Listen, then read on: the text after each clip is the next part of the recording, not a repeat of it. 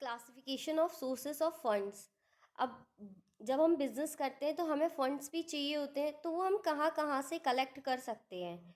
ठीक है, तो तीन टाइप से हम क्लासीफाई करते हैं on the basis of period, मतलब टाइम पीरियड के हिसाब से, जैसे लॉन्ग टर्म, मीडियम टर्म और शॉर्ट टर्म। लॉन्ग टर्म जो 4-5 साल से ज़्यादा के होते हैं, और मीडियम टर्म जो 1 साल से ज़्यादा और 4-5 साल तक के होते हैं, और शॉर्ट टर्म वो होते हैं जो 1 साल तक के होते हैं।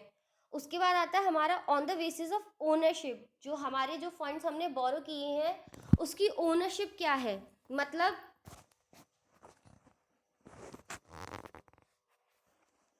जो फंड्स हैं वो इक्विटी शेयर्स हैं।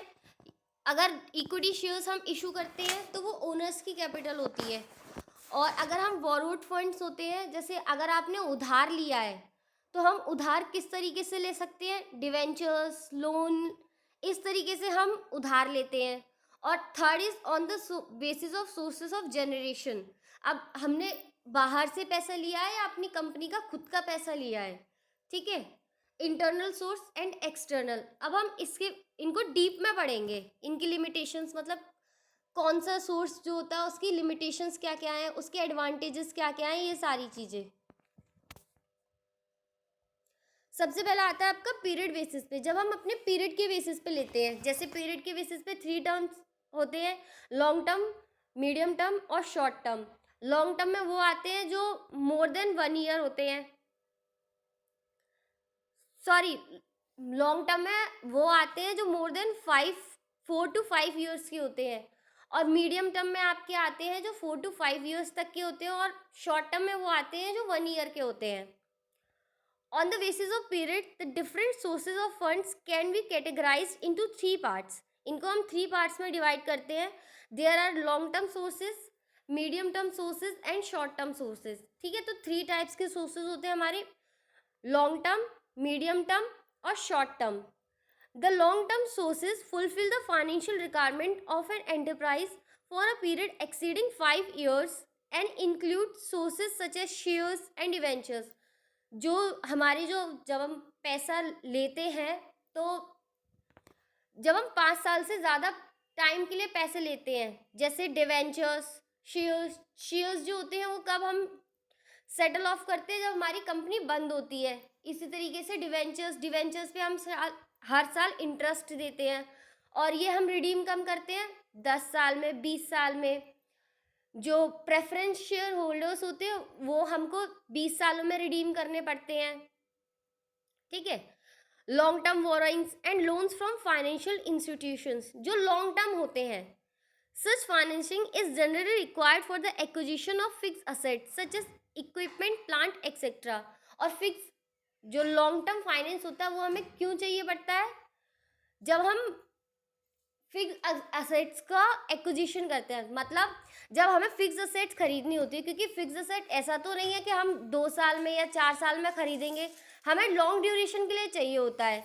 इसलिए हमें पैसे भी जो है वो लॉन्ग ड्यूरेशन के लिए चाहिए, क्योंकि अभी हमने शॉर्ट टर्म 1 साल के लिए पैसे ले लिए और हमें फिक्स असेट्स तो ज़्यादा टाइम के लिए चाहिए, फिर हम उसके लिए पैसे कहाँ से लाएंगे।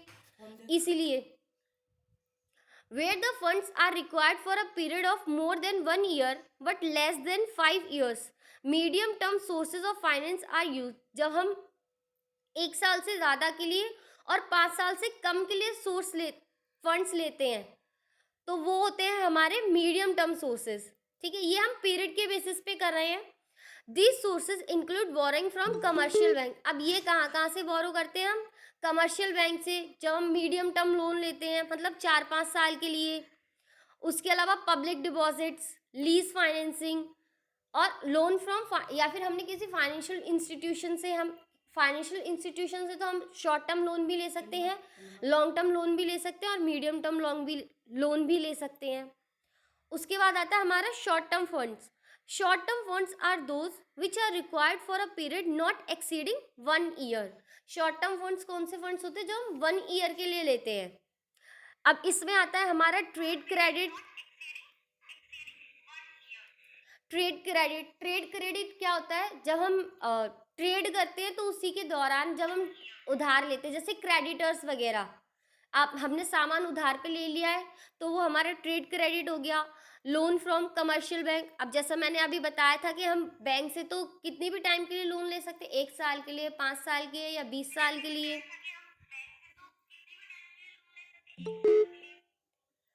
उसके बाद आता है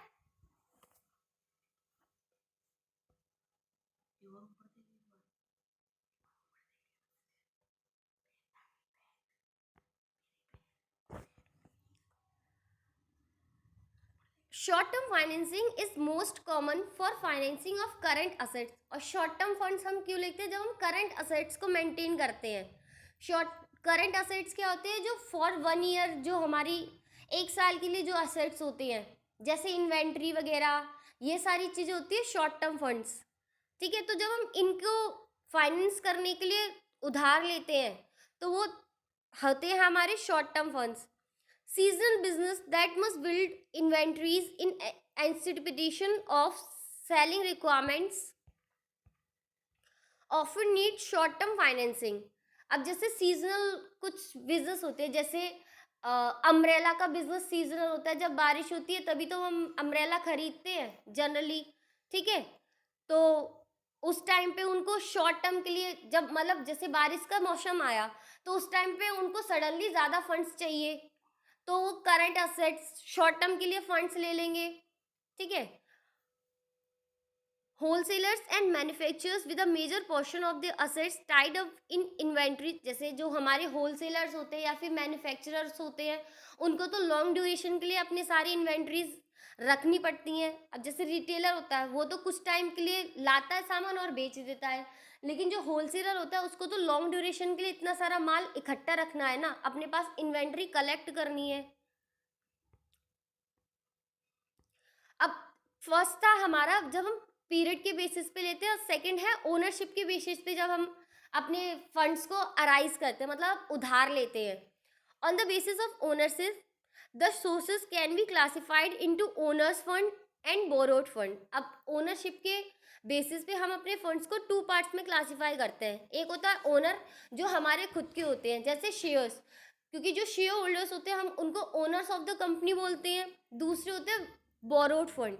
बोरोड फंड मतलब जो हमने उधार लिए है। अब उधार हम डिवेंचर्स के फॉर्म में भी ले सकते हैं, या फिर किसी बैंक से भी ले सकते हैं, या फिर किसी फाइनेंशियल इंस्टीट्यूशन से भी ले सकते हैं।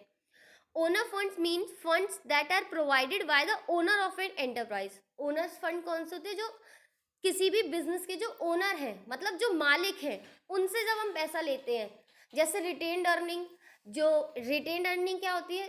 प्रॉफिट का वो भाग जो हम शेयर होल्डर्स को एज अ डिविडेंड डिस्ट्रीब्यूट नहीं करते हैं। मतलब जो हमें प्रॉफिट हुआ है अपने बिजनेस पे, तो हमने कुछ तो शेयर होल्डर्स को दे दिया होगा, क्योंकि उन्होंने मालिक है भाई, पैसा लगाए तो कुछ तो चाहिए, एवं ही थोड़ी ना बिजनेस खोल के बैठे हैं। तो कुछ तो फंड्स हमने उनको डिस्ट्रीब्यूट कर दिए होंगे, उनको हम डिविडेंड बोलते हैं। और जो बच गया, जो हमने अपने पास रख लिया रिजर्व की फॉर्म में, ठीक है, तो वो होता है हमारा रिटेन्ड अर्निंग। तो वो भी हमारी ओनर्स फंड होते हैं, which may be a sole trader और पार्टनर्स और share holders of a company. अब ये एक सोल ट्रेडर भी होता है। सोल ट्रेडर कौन होता है? जो एक अकेला एक दुकान लेके बैठा है, जो बिजनेस चला रहा है। या फिर पार्टनरशिप फर्म, पार्टनर्स हो सकते हैं, या फिर किसी कंपनी के शेयर होल्डर्स भी हो सकते हैं। Apart from capital it also includes profit री इन्वेस्टेड इन द बिजनेस। और कैपिटल के अलावा जो हम अपना प्रॉफिट री इन्वेस्ट करते हैं अपने बिजनेस में, वो भी होता है, जैसे retain earning. The owners capital remains invested in the business for a longer duration and is not required to be refunded during life period of the business. अब जो हमारी खुद की जो पैसे होते हैं, जो ओनर की जो कैपिटल होती है, वो तो जब तक हमारा बिजनेस चलता है, जब तक ही बिजनेस में रहता है ना। ऐसा तो नहीं आज हमने किसी बिजनेस में 10 लाख रुपए लगा दिए, अब बिजनेस अच्छा चल रहा है और हम उनको निकाल लेंगे, ऐसे तो हमारा बिजनेस ही बंद हो जाएगा। सच forms such capital form the basis on which owners acquire the right of control of management। और यही वो पैसे होते हैं जिसकी वजह से जो हमारे ओनर्स होते हैं वो हमारी कंपनी पे अपना राइट लगाते हैं कि हाँ ये मेरी कंपनी है। उनको मैनेज करने का, कंपनी पे उनका पूरा कंट्रोल आ जाता है। Issue of equity shares and retain earning are the 2 important sources from where the owners fund can be obtained। अब ये 2 टाइप्स, 2 जगह से हम ओनर्स की कैपिटल रेज कर सकते हैं, एक इक्विटी शेयर्स और दूसरा रिटेन अर्निंग। उसके बाद आता है हमारा बोरोड फंड, ये था ओनर्स फंड, और उसके बाद आता बोरोड फंड।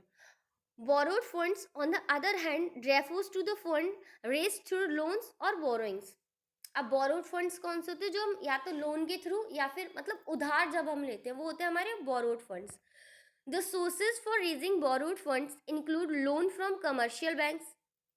अब हम उधार कहाँ कहाँ से ले सकते हैं, अब हमारी जो बैंक्स होती हैं कमर्शियल बैंक्स, लोन किसी भी फाइनेंशियल इंस्टीट्यूशन से ले सकते हैं, इशू डिवेंचर्स इशू कर सकते हैं, या फिर पब्लिक डिपॉजिट से ले सकते हैं, या फिर ट्रेड क्रेडिट से ले सकते हैं। Such sources provides fund for a specified period. अब ये अब जो हमारी ओनर्स कैपिटल थी वो तो हमारे फंड्स परमानेंट देते हैं, मतलब हमेशा के लिए हमें, जब तक हमारा बिजनेस है तब तक हमें पैसे नहीं लौटाने। लेकिन जब हम किसी से उधार लेते हैं तो जब हम जैसे हमने किसी से 10 साल के लिए उधार लिया तो 10 साल तक हम उसको इंटरेस्ट देंगे, उसके बाद लास्ट में हम उसकी पूरी कैपिटल भी तो लौटाएंगे। ये थोड़ी ना हम उससे ये बोल देंगे कि हमने तुम्हें इंटरेस्ट चुका दी, 10 लाख रुपए हमने तुमसे लिए थे, हर साल हमने 10% इंटरेस्ट दी, तो 1-1 लाख रुपए हमने 10 साल तक आपको इंटरेस्ट के फॉर्म में दे दिया, अब हम आपको पैसे नहीं देंगे। हमें इंटरेस्ट के साथ साथ उनकी खुद की कैपिटल भी तो वापस करनी पड़ती है। तो इसीलिए ये एक स्पेसिफाइड पीरियड के लिए on certain terms and condition, और इनकी कुछ टर्म्स एंड कंडीशंस भी होती है, जैसे इंटरेस्ट और इतने टाइम के लिए आपको लोन मिलेगा, आपको कुछ उनको गिरवी भी रखना पड़ता है। इस तरीके से इनकी कुछ टर्म्स और कंडीशंस भी होती हैं। And have to be repaid after the expiry of that period. अगर आपने 10 साल के लिए लोन लिया तो 10 साल तक आपके पास रहेंगे, और उसके बाद 10 साल के बाद आपको वो पैसे लौटाने पड़ते हैं।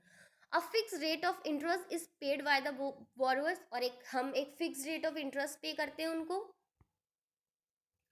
On such funds. At times it puts a lot of burden At times, it puts a lot of burden on the business as payment of interest. अब जो इंटरेस्ट जो पे करनी है हमें, चाहे बिजनेस में कोई भी फायदा हो या ना हो, हमें चाहे लॉस हो रहा है, लेकिन इंटरेस्ट तो हमें पे करनी ही है हर साल। चाहे आप इंटरेस्ट पे करने के लिए भी उधार ही क्यों ना लाओ, लेकिन आपको इंटरेस्ट तो पे करनी ही पड़ेगी, जिससे हर बिजनेस पे एक बर्डन आ जाता है कि ये फिक्स्ड चार्ज है जो आपको पे करना ही पड़ेगा। Even when the earnings are low और व्हेन लॉसेज इज इनकर्ड, जबकि आपकी अर्निंग इतनी नहीं है, सपोज आपने उधार लिया है और आपने 10 लाख रुपए उधार लिया और 10% इंटरेस्ट है, 1 लाख रुपए आपको एज अ इंटरेस्ट देना ही देना है। अब चाहे आपको उस साल 50,000 का ही फायदा हुआ है, अगर 50,000 का फायदे में से आप 50,000 इंटरेस्ट दे दोगे, बाकी की बची कुची 50,000 भी तो आपको उस साल देनी पड़ेगी। आप ऐसा तो नहीं बोल सकते कि नहीं हम आपको इस साल नहीं देंगे, आपको देनी है, मतलब देनी ही पड़ेगी। Generally borrowed funds are provided on the security of some fix assets, और जो बोरोड फंड्स होते हैं वो जनरली किसी फिक्स असेट्स, मतलब आपको कुछ गिरवी भी रखना पड़ता है। ऐसे नहीं आप किसी बैंक के पास आप चले जाओगे, आप उनको बोलोगे कि मुझे उधार पैसे चाहिए तो वो आपको दे देगा, हाँ लो भाई ले लो, ऐसा नहीं होता है। वो आपसे आपकी कोई प्रॉपर्टी गिरवी रखवाएगा, कुछ आपसे लेगा, तभी तो आपको उधार देगा। इसीलिए तो कहते हैं कि जो उधार है वो सिर्फ उसी को मिलता है जो पैसे वाला होता है, गरीब को बैंक भी उधार नहीं देती है। बैंक भी जो है वो भी पैसे वालों के लिए ही है, क्योंकि पहले आपको अगर बैंक से उधार लेना है, अगर आपको 5,000 रुपये लेने हैं तो कम से कम 7,000 रुपये की प्रॉपर्टी तो आपको गिरवी रखनी पड़ेगी ना। अगर आपके पास इतने पैसे होते तो आप बैंक के पास उधार लेने ही क्यों जाते, फिर आप खुद ही ना कर लेते। उसके बाद आते हैं, अब ये दो टाइप्स हो गए, उसके बाद आते हैं हमारे सोर्सेस ऑफ जनरेशन बेसिस। अब जनरेशन के बेसिस कि आपने जो पैसे हैं वो किस तरीके से जनरेट किए हैं। Another basis of categorising the sources of funds can be whether the funds are generated from within the organisation or from external source. अब जो फंड्स हैं हम तीसरी टाइप में आपने जनरेट या तो अपने बिजनेस के खुद के अंदर से ही जनरेट किया, मतलब लिए हैं, या फिर आपने बाहर से एक्सटर्नल फाइनेंस से अरेंज किए हैं। Internal sources of funds are those that are generated from within the business.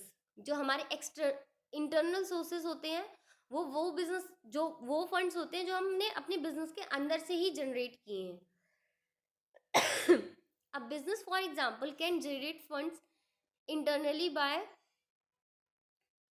Accelerating collection of receivables. अब आपके जो रिसीवेबल्स हैं, ट्रेड रिसीवेबल्स होते हैं जैसे डेटर्स वगैरह, तो आपने वहाँ से अरेंज किए। डिस्पोजिंग ऑफ सरप्लस इन्वेंट्रीज, या फिर आपके पास इन्वेंट्री, इन्वेंट्री मतलब आपने जो सामान बनाया है वो आपके पास एक्स्ट्रा था, आपने वो बेच दिया।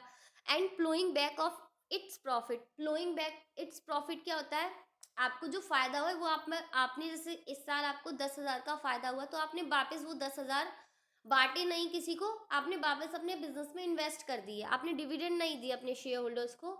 आपका जो बिजनेस है वो ग्रोथ पे है, इसलिए आपने वापस अपने बिजनेस में ही वो पैसा लगा दिया है। The internal sources of fund can fulfil only limited needs of the business. अब जो हमारी इंटरनल सोर्सेज जो होती हैं वो हमारे बिजनेस की लिमिटेड नीड्स को ही फुलफिल कर सकती है, क्योंकि किसी भी बिजनेसमैन के अंदर इतना ज़्यादा पैसे नहीं होते हैं। मतलब अब आपको किसी भी साल प्रॉफिट तो उतना ही हो सकता है ना, ठीक है। तो इसलिए हम इस इधर से लिमिटेड फंड्स ही जनरेट कर सकते हैं। उसके बाद आता है एक्सटर्नल सोर्सेज ऑफ फंड्स। अब external sources of funds include those sources that lie out an organization. अब ये जो सोर्सेज, एक्सटर्नल सोर्सेज मतलब हम जब बिजनेस के बाहर से पैसा कलेक्ट करते हैं, जैसे कि सप्लायर्स, हम जो हमको सप्लाई करते हैं सामान, हमने उनसे पैसे ले लिए। या फिर लेंडर्स, लेंडर्स वो लोग होते हैं जो हमें उधार देते हैं। या फिर इन्वेस्टर्स, इन्वेस्टर्स जिन लोगों ने हमारी कंपनी में इन्वेस्ट किया है पैसा, जैसे कि जो एंजल इन्वेस्टर्स होते हैं। जब आप बिजनेस स्टार्ट करते हो तो स्टार्टिंग में जो लोग आपकी हेल्प करते हैं, मतलब आपके पास सपोज आपके पास बहुत अच्छा बिजनेस आइडिया है, हाँ कि आप बहुत अच्छा बिजनेस कर सकते हो, लेकिन आपके पास फाइनेंस नहीं है, तो काफ़ी सारे एंजल इन्वेस्टर्स होते हैं, मतलब इन्वेस्टर्स होते हैं जो हमारे आइडिया को प्रमोट करते हैं, ठीक है। वेंचर कैपिटल, जब वही चीज़ लार्ज बेसिस पे होती है, मतलब ज़्यादा इन्वेस्ट करते हो, तो उसी चीज़ को हम वेंचर कैपिटल बोल देते हैं। When large amount of money is required to be raised, it is generally done through the use of external sources. जब हम बहुत ज़्यादा पैसे कलेक्ट करते हैं तो वो जनरली हम एक्सटर्नल सोर्सेज से ही कलेक्ट करते हैं। External funds may be costly as compare to those raise to internal sources. अब जो हमारे एक्सटर्नल फंड्स होते हैं वो ज़्यादा महंगे होते हैं, क्यों? क्योंकि जैसे आपने बिजनेस के अंदर से जो आपको फ़ायदा हुआ था वो लगाया, तो उस पर आपको कोई इंटरेस्ट पे नहीं करनी, ना कुछ कोई भी आपकी कॉस्ट लगेगी, ठीक है। लेकिन जब आप किसी बैंक से उधार लेने जाते हो तो आपको पहले तो डॉक्यूमेंट्स प्रिपेयर करना, ये करना, वो करना, इतना सारा टाइम भी चाहिए, उसके अलावा वो महंगा भी पड़ता है क्योंकि आपको इंटरेस्ट पे करनी पड़ती है। In some cases, business is required to mortgage its assets as security while obtaining funds from external sources. और काफ़ी टाइम हमको अपनी कुछ फिक्स असेट्स भी गिरवी रखनी पड़ती हैं एज अ मॉर्टगेज। मॉर्टगेज मतलब गिरवी रखनी पड़ती हैं जब हम एक्सटर्नल सोर्सेज से फंड लेते हैं। Issue of debentures. अब जब हम डिवेंचर्स इशू करते हैं, ये भी एक्सटर्नल सोर्सेज हैं। Boring from commercial banks and financial institution and accepting public deposits are some of the examples of external sources of funds commonly used by business organizations.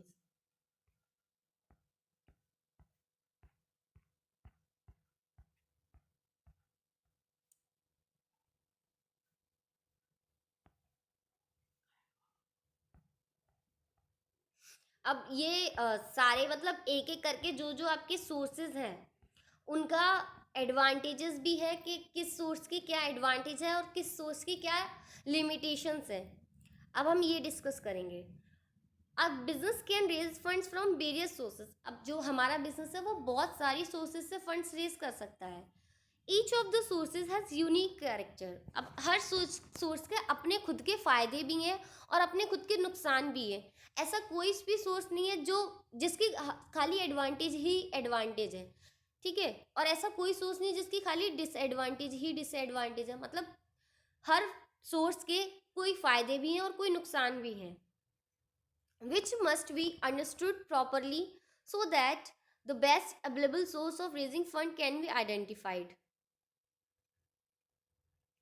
अब सबसे पहले आता है आपका रिटेन अर्निंग। रिटेन अर्निंग क्या होती है? जो आपके बिजनेस के खुद का पैसा होता है, ठीक है।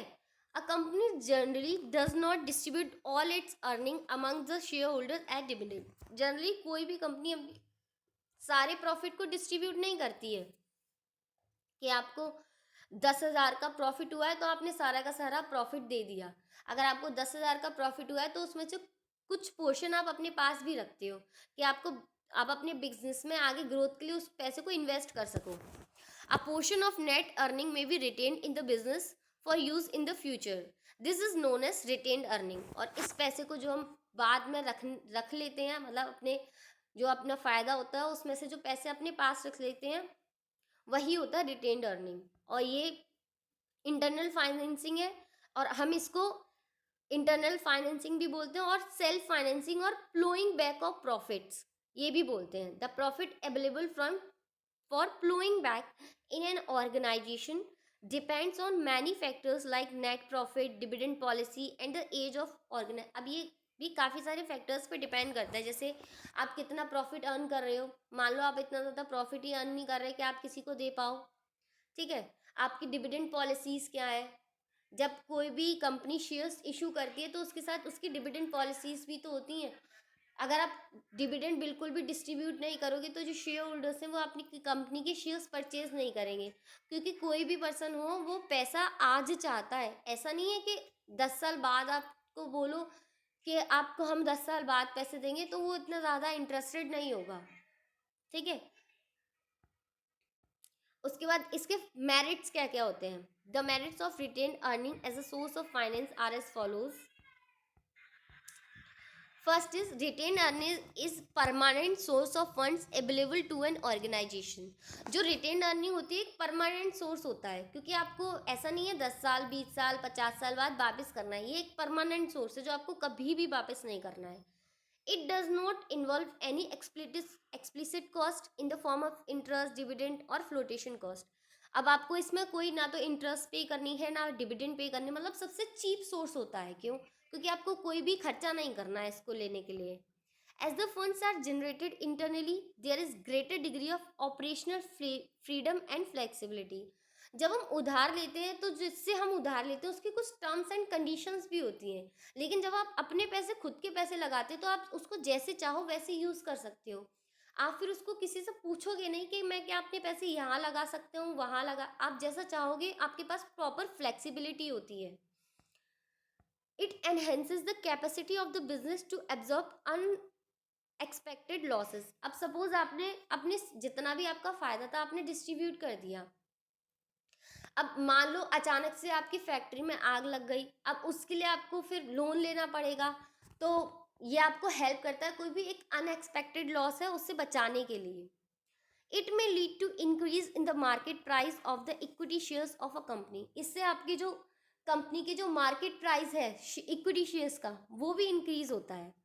अब जैसा कि मैंने बोला था कि हर सोर्स की अपनी अपनी लिमिटेशंस भी हैं और बेनिफिट्स भी हैं। लिमिटेशंस क्या क्या हैं, मतलब इसके घाटे क्या क्या हैं। Excessive flowing back may cause dissatisfaction among the shareholders as they got lower dividend। अब जो रिटेन्ड अर्निंग है वो भी तो हमारे प्रॉफिट का ही पार्ट है ना। अगर मान लो आपका साल में 1 लाख का प्रॉफिट हो रहा है, अब आप हर बार 70% उसका फ्लो बैक कर दे रहे हो, मतलब अपने बिजनेस में दोबारा इन्वेस्ट कर दे रहे हो, और खाली 30,000 अपने डिविडेंड दे रहे हो अपने शेयर होल्डर्स को। तो इससे जो आपके शेयर होल्डर्स हैं वो डिससेटिस्फाई होंगे, क्योंकि उनके हाथ में तो कुछ पैसा आ ही नहीं रहा है।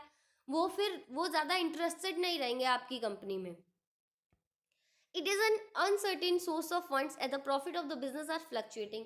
अब जब भी हम कोई बिजनेस करते हैं जो प्रॉफिट जो होते हैं वो प्री डिटरमाइंड नहीं होते हैं। जैसे सैलरी जो होती है वो मंथ के एंड में पहले से डिसाइडेड होती है कि आपको 50,000 रुपये मिलेंगे तो मिलेंगे ही। लेकिन बिजनेस में ऐसा नहीं होता। बिजनेस में हो सकता है आपको इस साल 10,000 का प्रॉफिट हो सकता है आपको अगले साल 1 लाख का प्रॉफिट हो। तो जो हमारी जो ये रिटेन अर्निंग है ये फ्लक्चुएटिंग है, अनसर्टेन है। मतलब हम सर्टेनिटी के साथ नहीं कह सकते कि इस साल हमको इतना प्रॉफिट होगा तो हम इतने पैसे रख लेंगे और इतना घाटा होगा तो हम इतने पैसे दे देंगे। उसके बाद the opportunity cost associated with these funds is not recognised by many firms, this may lead to sub optional use of the fund. अब अपॉर्चुनिटी कॉस्ट क्या होती है? जैसे कि ये जो पैसे हैं जो हमने अपनी बिजनेस में वापस लगाए हैं, अगर हम इनको कहीं और इन्वेस्ट करते, तो मान लो आप उसके किसी दूसरी कंपनी के शेयर्स परचेज कर लेते, तो उससे आपको डिविडेंड मिलती, या फिर आप कहीं इन्वेस्ट कर देते तो आपको फिक्स इंटरेस्ट मिलती। तो वो अपॉर्चुनिटी कॉस्ट है, क्योंकि वो पैसे आपने अपने खुद के बिजनेस में लगा दिए, तो आपको जो इंटरेस्ट कहीं इन्वेस्ट करने से मिल सकती थी वो नहीं मिला। तो जनरली हम इस अपॉर्चुनिटी कॉस्ट को इग्नोर कर देते हैं, ठीक है। उसके बाद दूसरा था आपका trade credit. What is trade credit? Trade credit is the credit extended by one trader to another for the purchase of goods and services। Trade credit क्या होता है? जब हम ट्रेड करते हैं, मतलब जब हम किसी भी, आपका बिजनेस है, आप ट्रेड तो करोगे, ठीक है। तो ट्रेड क्रेडिट वो होता है जब एक ट्रेडर दूसरे ट्रेडर को देता है, मतलब आपको सामान चाहिए 10,000 का, लेकिन आपके पास पैसे नहीं है, तो आप जिससे माल खरीदना है, आपका जो सप्लायर है, आप उनसे बोलोगे कि सर मैं आपको नेक्स्ट मंथ इस डेट को या 3 मंथ्स बाद आपको इस डेट को पैसे दे दूंगा। आप उनको बिल्स पेबल या बिल्स रिसीवेबल दे देते हो, और वो आपको पैसे उधार सामान दे देते हैं। Trade credit facilities the purchase of supplier without immediate payment. अब इससे आपको क्या फ़ायदा होता है? आज आपके पास पैसे नहीं है, लेकिन फिर भी आप सामान तो खरीद सकते हो, ठीक है। हम इमीडिएटली पे किए बिना अपना सामान क्रेडिट पे परचेज कर लेते हैं। Such credits appear in the record of the buyer of good. और जो बायर्स होता है इस गुड्स को, वो अपनी बुक्स ऑफ अकाउंट में इसको किस नाम से स्टार्ट करता है? सन्ड्री क्रेडिटर्स और अकाउंट्स पेबल, ठीक है। The trade credit is commonly used by business organization as a source of short-term financing। अब नॉर्मली ऐसी कोई भी फर्म नहीं है जिसने कभी उधार सामान ना परचेज किया हो। जनरली सारी फर्म शॉर्ट टर्म फंड्स ऐसे ही रेज करते हैं, मतलब शॉर्ट टर्म पे अपने जो गुड्स होता है उनको उधार खरीद ही लेती हैं। It is granted to those customer who have reasonable amount of financial standing and goodwill। अब ऐसा नहीं है कि कोई भी किसी को भी, जैसे मेरी दुकान है, मैं सामान सेल कर रही हूँ, तो ऐसा नहीं है मैं ऐसे कोई भी आएगा मैं उसको उधार दे दूंगी। इसके लिए भी मेरे को उस पर्सन पे ट्रस्ट होना चाहिए, उसकी बंदे की कोई गुडविल होनी चाहिए कि हाँ ये बंदा मेरे को पैसे वापस कर देगा। अगर आज ये सामान लेके जा रहा है तो अगले महीने ये इस डेट पे मुझे पैसे दे देगा, उसकी कुछ गुडविल भी होनी चाहिए। The volume of and period of credit extended depends on factors such as अब कुछ factors पे depend करता है कि हम किसी को कितना उधार देंगे।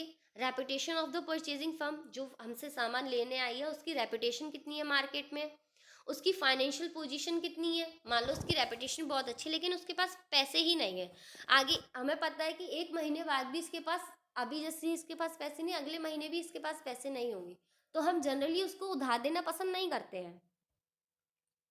उसका पास रिकॉर्ड कैसा है, मतलब जैसे एक बार किसी को उधार दिया, वो सालों तक आपको शक्ल ही नहीं दिखा रहा, तो उसको भी उधार नहीं मिलेगा सामान।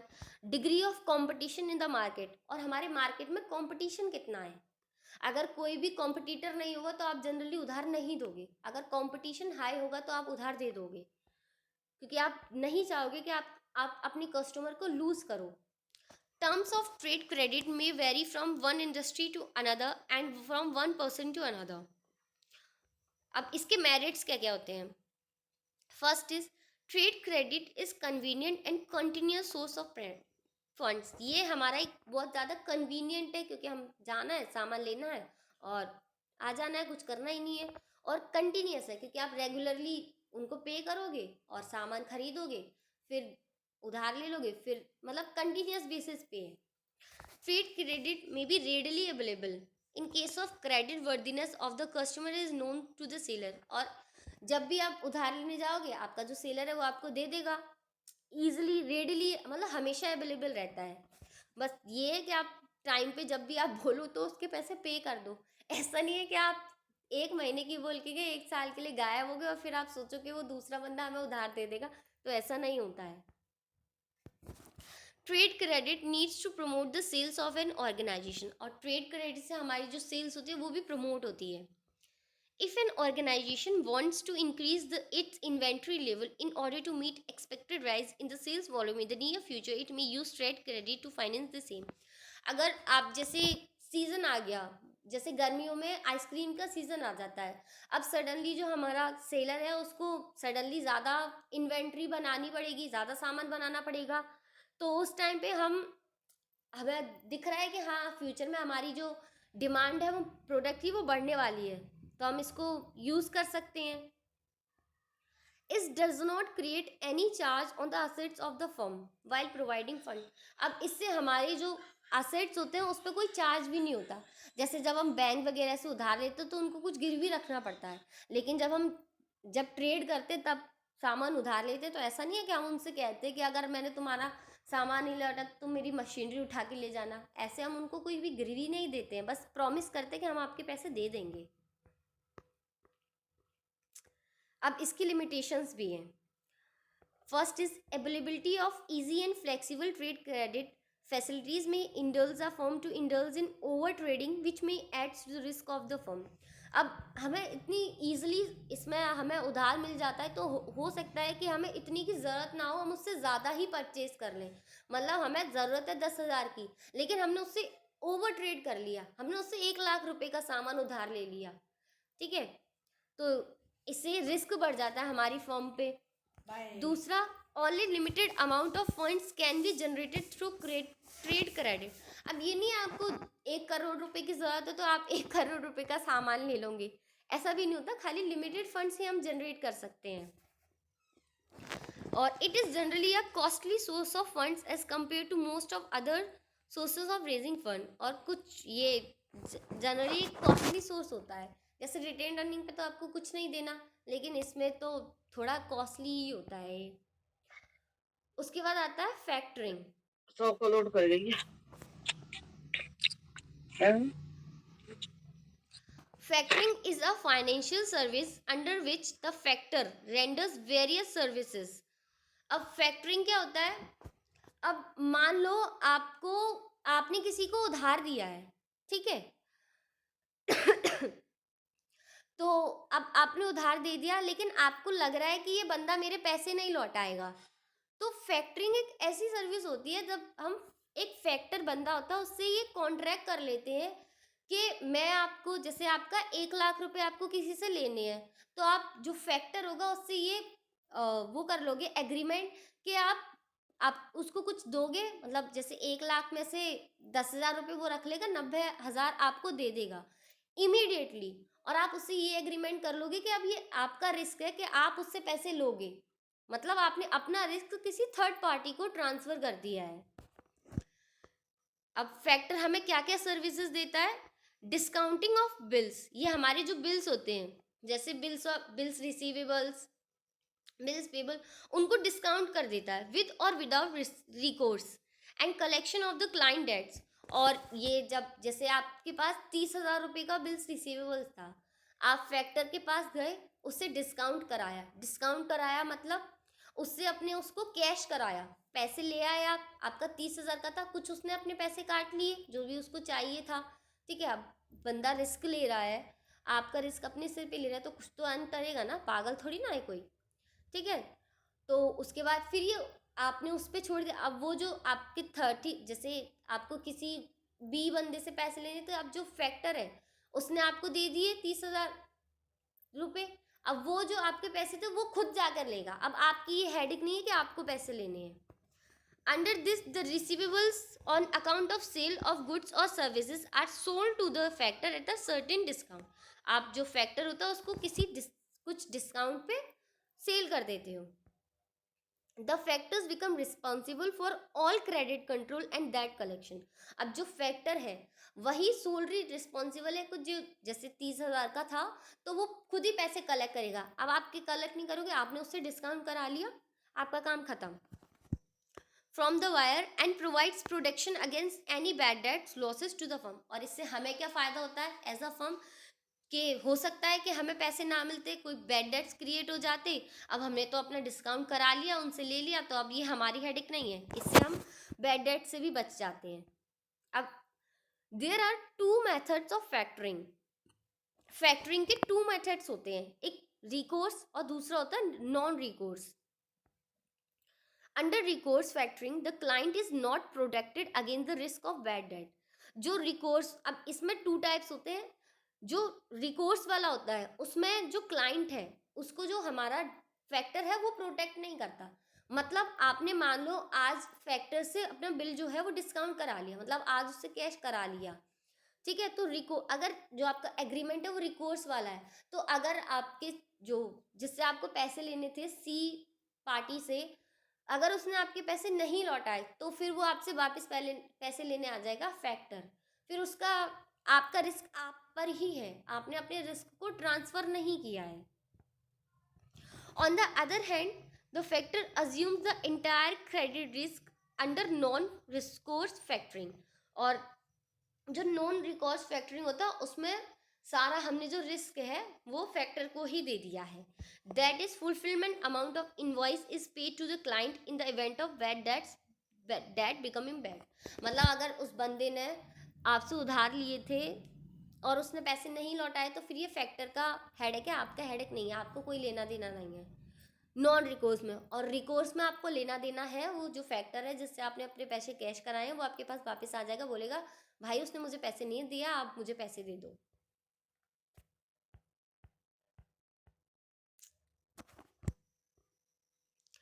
अब providing information about,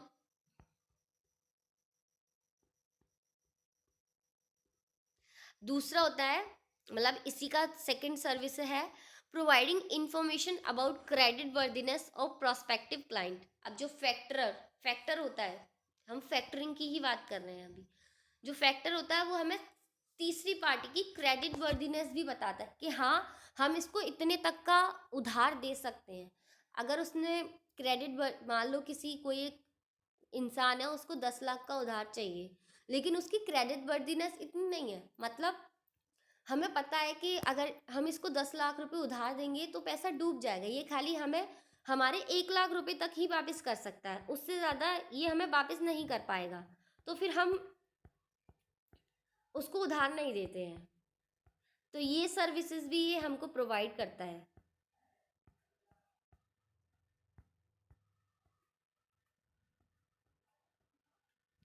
providing information about credit worthiness of prospective clients etcetera.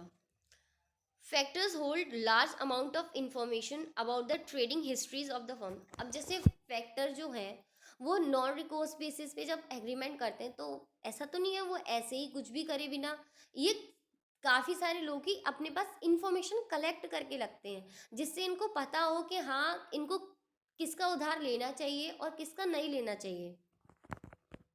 बहुत ज़्यादा जो इन्फॉर्मेशन होती है हिस्ट्री, मतलब किसी भी फर्म की हिस्ट्री अपने पास, जैसे 10 साल का रिकॉर्ड अपने पास रख लिया इन्होंने कि ये 10 साल से पैसे दे रहा है।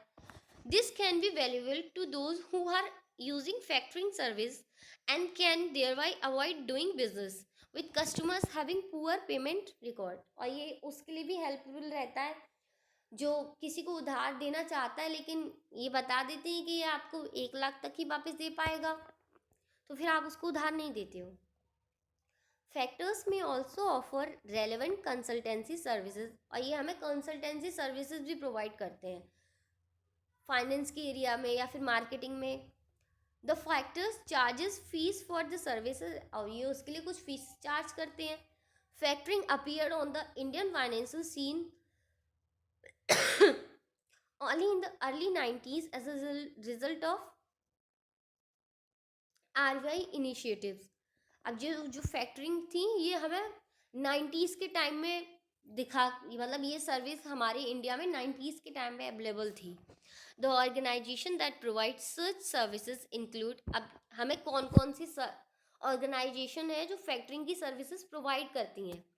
SBI factors, commercial services limited, Canbank factors, और भी है काफ़ी सारी, Foremost factors limited, State Bank of India, Canara bank, ये जो सारी बैंक्स वगैरह हैं ये हमें फैक्टरिंग की सर्विसेज प्रोवाइड करती हैं। In addition many non banking और कुछ नॉन बैंकिंग फाइनेंस कंपनीज भी हैं जो हमें फैक्टरिंग की सर्विसेज प्रोवाइड करती हैं।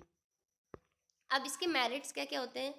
The merits of factoring as a source of finance, पहला है obtaining funds through factoring is cheaper than financing through other means such as bank credit. ये जब हम बैंक से उधार लेते तो उससे सस्ता पड़ता है हमें factoring.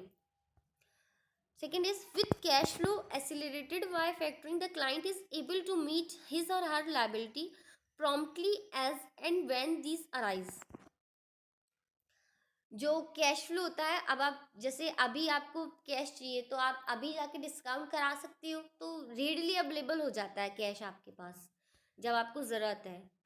Factoring as a source of fund is flexible, और ये जो फैक्टरिंग होता है ये एक फ्लेक्सिबल सोर्स ऑफ फंड है and ensures are definite pattern of cash inflows from credit sales. अब जैसे आप क्रेडिट सेल कर रहे हो तो आपने उधार सामान बेच दिया, तो आप अपने किसी भी बैंक वगैरह या फैक्टरिंग जो सर्विसेज प्रोवाइड करते हैं उनके पास जाओगे, अपने बिल को डिस्काउंट करा लोगे. It provide security for a debt that a firm might otherwise be unable to obtain. अब ये हमें एज अ सिक्योरिटी भी प्रोवाइड कर देता है. जब आप अपने पैसे जाके किसी से कैश कर अपना उधार किसी से कैश करा लेते हो तो आपको सिक्योरिटी मिल जाती है. और it does not create any charge on the assets of the firm. इससे हमारे जो फर्म होती है उसके असेट्स पे कोई चार्ज भी क्रिएट नहीं किया हो, क्योंकि वो हमसे कुछ इंटरेस्ट ही तो चार्ज करती है. ये थोड़ी ना कहती है कि मुझे कुछ गिरवी रखो तब मैं तुम्हें फैक्टरिंग करूँगा. The client can concentrate on other functional areas of business as a responsibility of the credit control should it by the factor. अब जो हमारे जो बिजनेसमैन है वो जो दूसरे एरियाज हैं, मतलब बाकी के जो बिजनेस के काम है उन पे फोकस कर सकता है. ये इंस्टीड ऑफ के बार बार ये देखता रहे कि हमारे डेट्स क्लियर हुए हैं या नहीं, हमारे क्रेडिटर्स ने हमको पैसा दिया है या नहीं, इस बात से ध्यान हटा के अपना जो बाकी के जो काम है बिजनेस के उन पे फुली कंसंट्रेट कर सकता है. अब इसकी लिमिटेशंस क्या क्या होती हैं. This source is expensive when the invoices are numerous and smaller in amount. लेकिन अगर मान लो आपकी जो इनवॉइसेस है मतलब बिल्स रिसीवेबल है वो बहुत छोटे छोटे अमाउंट का है, मतलब 10-10 हज़ार रुपये के हैं, तो ये आपको महंगा पड़ जाता है, क्योंकि आपको 10 हज़ार रुपये कुछ इंटरेस्ट देनी पड़ेगी, तो वो धीरे धीरे करके इंटरेस्ट ज़्यादा हो जाती है. लेकिन ये फ़ायदा जब होता है जब जो फाइनेंस है वो लॉन्ग मतलब आपकी जो इनवॉइसेस हैं मतलब बिल्स रिसीवेबल वो ज़्यादा अमाउंट के, जैसे 10 लाख 1 लाख, तो उस टाइम पे आपको ज़्यादा फ़ायदा होता है. The advance finance provided by the factor firm is generally available at a higher interest cost than the usual rate of. अब ये जब आपको एडवांस में सारा रिस्क अपने ऊपर लेते हैं तो ये जो नॉर्मल रेट ऑफ इंटरेस्ट है उससे ज़्यादा इंटरेस्ट चार्ज करते हैं. The factor is a third party to the customer who may not feel comfortable while dealing with it. अब आपने उधार किसी और से लिया था, सॉरी किसी और को दिया था, जैसे अब जिस इंसान ने आपसे उधार लिया था वो हो सकता है फैक्टर को कंफर्टेबल ना हो, उसके साथ कंफर्टेबल ना हो, वो आपको ही पैसे देने में ज़्यादा कंफर्टेबल फील करता हो. उसके बाद आता है लीज फाइनेंसिंग. अब लीज फाइनेंसिंग क्या होता है. अ lease is a contractual agreement whereby one party that is the owner of an asset grant the other party the right to use the asset in return for a periodic payment. मतलब जैसे मान लो कोई machinery है वो बहुत महंगी है, आप उसका पेमेंट अभी नहीं कर सकते हो, तो आप क्या करोगे उसको लीज पे ले लोगे, मतलब एक तरह से रेंट पे ले लोगे. ठीक है कि 10 साल 20 साल का आप कॉन्ट्रैक्ट कर लोगे और उनसे बोलोगे मैं हर महीने या हर साल आपको इतना लीज दे दूंगा, मतलब इतना पैसे दे दूंगा और आप मुझे एक तरह से रेंट पे ले लेते हो आप लॉन्ग टर्म के लिए. ठीक है, ये आपका कॉन्ट्रेक्चुअल एग्रीमेंट होता है. ठीक है, जिसमें जो the owner of an assets grant the other party the right to use the asset. जो हमारा ओनर होता है, जैसे मशीनरी का जो ओरिजिनल ओनर होता है, जैसे आपने मान लो कोई बिल्डिंग रेंट पे ले ली, मतलब लीज पे ले ली, तो जो उसका बिल्डिंग का ओनर है वो आपको ये राइट दे देता है कि आप उस बिल्डिंग को यूज़ कर सकते हो. अब 10 साल 50 साल ये एग्रीमेंट्स 1-2 साल के लिए नहीं होते हैं, लॉन्ग टर्म के लिए होते हैं. लीज फाइनेंसिंग लॉन्ग टर्म के लिए होती है. In other words it is a renting of an asset for some specified period. मतलब हम एक तरह से असेट्स को रेंट पे ले लेते हैं कुछ टाइम पीरियड के लिए. The owner of the assets is called the lessor. जो हमारा असेट्स का जो ओनर होता है हम उसको लेसर बोलते हैं, और जो उसको खरीदता है मतलब रेंट पे खरीदता है वो उसको उसको हम लेसी बोलते हैं। The lessee pay a fixed periodic amount कॉन lease rental to the lessor for the use of the asset. जो हमारा जो लेसी होता है वो एक फिक्स्ड अमाउंट पे करता है किसी भी असेट्स को यूज करने के लिए। The terms and conditions regulating the lease arrangement are given the lease contract. और जो सारे टर्म्स एंड कंडीशंस होते हैं, लीज भी काफ़ी टाइप्स की होती है, ठीक है, अभी हम टाइप्स डिस्कस नहीं करेंगे। तो सारी हमारी टर्म्स एंड कंडीशंस उस कॉन्ट्रैक्ट में लिखी हुई होती हैं। At the end of lease period the asset goes back to the, और जब हमारा जैसे मान लो हमने 10 साल का एग्रीमेंट किया था, तो 10 साल बाद जो उनकी असेट्स थी, जो ओनर था, उनको हम वापस दे देते हैं। Lease provide finance provides an important means of modernization and diversification to the firm. अब इससे हमें फ़ायदा होता है कि हम अपनी फर्म को जो है वो अप टू डेट रखते हैं और अपनी जो काम है उसको डाइवर्सिफाई कर सकते हैं। Such type of financing is more prevalent in the acquisition of such assets as come. और ये ज़्यादातर काफ़ी हम ज़्यादातर कंप्यूटर्स या फिर इलेक्ट्रॉनिक, जैसे आजकल इतना ज़्यादा टेक्नोलॉजी फास्ट चल रही है कि आए दिन टेक्नोलॉजी अपडेट रहती हो जाती है। तो क्या हम इतना जो सारी मशीनरी वगैरह इतनी महंगी आती है, हम हर दूसरे दिन 10 साल बाद 5 साल बाद टेक्नोलॉजी अपडेट हो गई, अब क्या हम उसको खरीदते थोड़ी ना रहेंगे। इतने फंड्स इतने ज़्यादा अवेलेबल नहीं होते हर बिजनेसमैन के पास। तो ये एक बहुत अच्छा सोर्स ऑफ फाइनेंस होता है जिससे हम किसी भी असेट्स को भी यूज़ कर लेते हैं और थोड़ा थोड़ा रेंट देते रहते हैं। इससे एक साथ पूरा कॉस्ट का भी बर्डन नहीं आता हमारे सर पे। While making the leasing decision the cost of leasing and assets must be compare with the cost of owning the same. और जब हम लीजिंग डिसीजन लेते हैं तो हम दोनों कॉस्ट को कंपेयर करते हैं कि अगर हम इसको खरीदेंगे तो हमें क्या कॉस्ट पड़ेगी, और हम इसको अगर रेंट पे लेते हैं तो क्या कॉस्ट पड़ेगी। जो भी हमें सस्ता पड़ता है हम वही लेते हैं। मतलब अगर हमें रेंट पे किराए पे लेना सस्ता पड़ेगा तो हम किराए पे ले लेते हैं, और अगर हमें लगता है कि नहीं हमें पूरी मशीन जो भी असेट्स है वो खरीद लेनी चाहिए तो हम उसको खरीद लेते हैं जो भी हमें सस्ता पड़ता है। अब इसके मेरिट्स क्या क्या होते हैं। It enables the lessee to acquire the assets with a lower investment.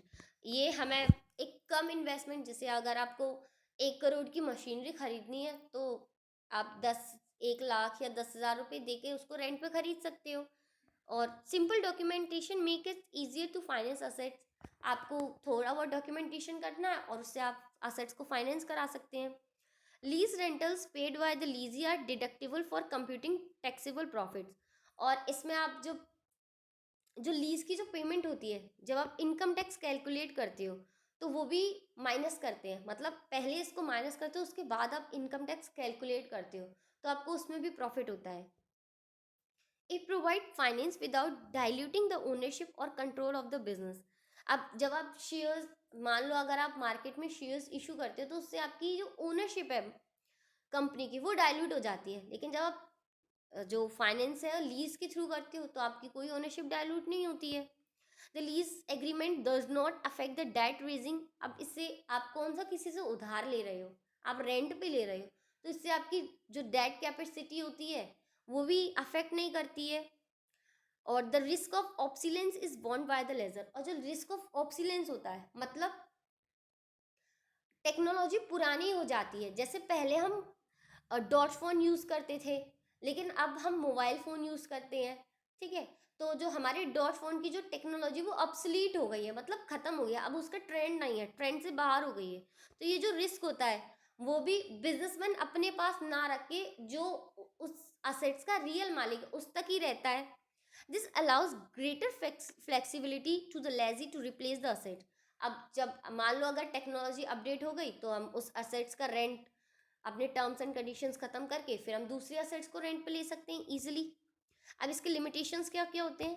A lease arrangement में impose certain restrictions on the use of assets.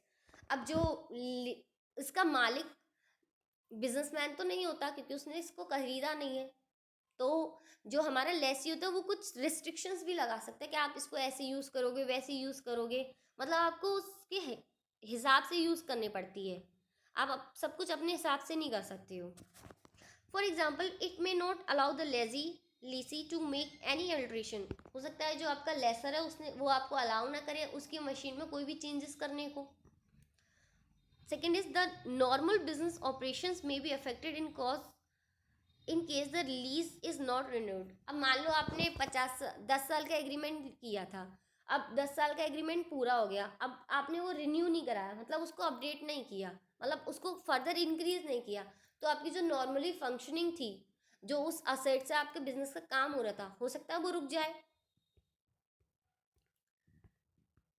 It may result in higher payout obligation in case the equipment is not found useful and the lessee opts for premature termination of the lease agreement। अगर आपको लगता है कि जो assets है वो आपके लिए ज़्यादा यूजफुल नहीं है और आपको पहले ही उसको जो आप कॉन्ट्रैक्ट है उसको ख़त्म करना है, तो आपको ये महंगा भी पड़ सकता है। जब प्री मेच्योर टर्मिनेशन करते हो, मतलब जैसे आपने 10 साल का कॉन्ट्रैक्ट किया था लेकिन आपको मशीन की नीड अब लगता है कि 5 साल में ही ख़त्म हो गई, तो फिर आप उस कॉन्ट्रैक्ट को 5 साल में ही ख़त्म करना चाहते हो, तो उस टाइम पे आपको ये महंगा पड़ सकता है। The lazy never becomes the owner of the asset. अब जो लेसी होता है वो कभी भी असेट्स का ओनर नहीं बनता है। It deprives him the residual value of the assets.